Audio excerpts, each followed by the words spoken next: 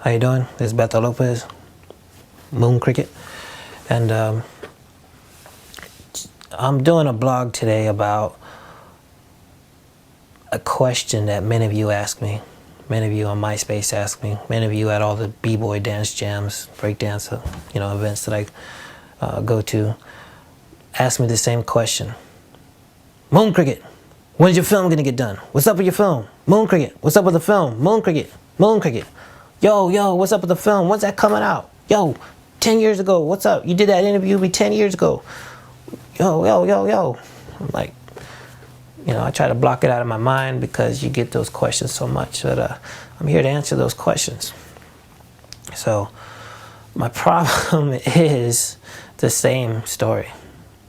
And I know the same story gets old. That's why I don't really speak about it. I don't really talk much about it. And I don't really,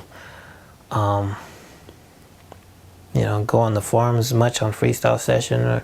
And even when when I do go on Freestyle Session, you guys notice I never talk about, even throughout the last few years, I never talk about my film. I never do. I never brag about anything or what footage or what interviews I got. It's pointless when you don't, I don't even put my trailer on YouTube. Nobody sees it. And I've been keeping it secret for years because, talk is cheap.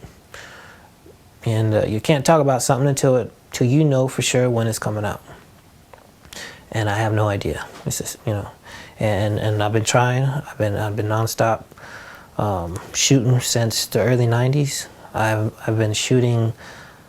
I would shoot almost 100%, and edit 100%. Now I've been down to like 20% because of I put all my funding in my own personal money. Some people help me out here and there, but in the past, and I owe them, of course. But I put my whole life into this film, and I can't do it as much anymore. I'm still filming like I have. I said I have over 600 hours plus footage. I gotta recount. I might have more because that was a count from a while back. But I'm still shooting events every other weekend, like I always do. And my footage just goes in storage, and everyone's like, "Well, what's up with the film? When are you coming out?" And I'm like, I'm trying, but I'm just not living in the right place. I'm not. I have many meetings in the past here, and been turned down, or I've been hyped up, or I have turned down, and I've been accepted. I've been.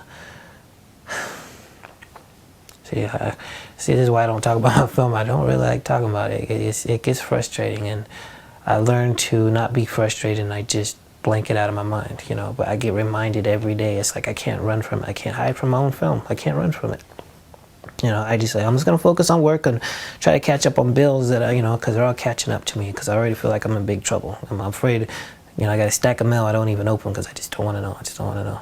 Because, I instead of paying certain bills or taking care of certain business, I take off to New York to go get the exclusive interview for my film, or the big battle in Germany or in Japan or whatever, But for many years I haven't took care of my business. But I gotta get my life back, People don't get upset with me. They get so upset, like, "Well, Mooncricket, yo, man, you haven't got that, man, I'm tired of waiting on you. You interviewed 10 years ago, such and such mad at you." I get the emails, I get the calls all the time. "Yo, Mooncricket, yo, what's up with that footage, son?" And somebody passes my film, like Frosty Freeze just passed away, and a few other people passed away. They'll call me up, and the family wants the footage, and I'm like, man, I know I got to get it to them, and I start feeling bad.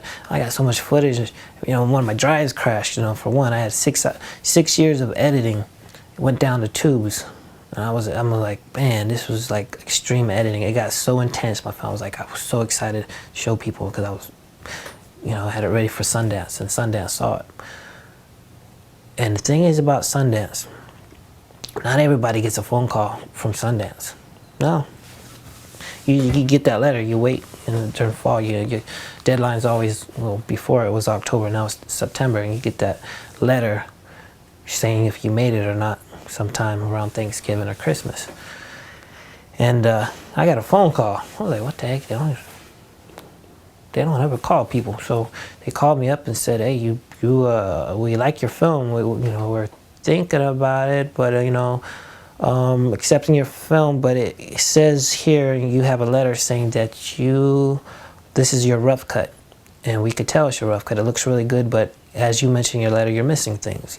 Yeah, a lot of things I need clearing stuff, and the music, archival music. The music's a big part of it. So for those that are getting upset, wondering why Mooncricket, when is your film gonna get done? Well, yeah, I could say I got a rough cut. I could have a screening, and I had a few private screenings already, and I could do another, but I only will show it to people that are serious, that could want to get involved. But the music has to be cleared. There's some old archival clips. Example, Beat Street. If I want that little, I'm going to give you an example. There's a bunch of people that just don't understand. When you see TV shows and movies, clips, majority of the film I shot myself, but anything that goes like way back before I even had a camera, before 1990, like old movie clips or even recent stuff. If I want to show a clip from, You Got Served, because there's people from there that are in my film, or any of these new TV shows or movies, or old ones like Beat Street, that's like $4,000 just for a little small clip. That's just for distribution. Then there's film festival clearance, there's like $2,000. Give me an example. And you add that up, and I got tons and tons of clips. That was just maybe like 3, 4, 5 seconds clip or something, right? It costs a lot of money. And you add that up to the tons more clips, photos, archival clips of TV shows like Letterman when, Ken Swift and Crazy Legs were on Letterman. You got to pay for that. BBC owns the rights to that.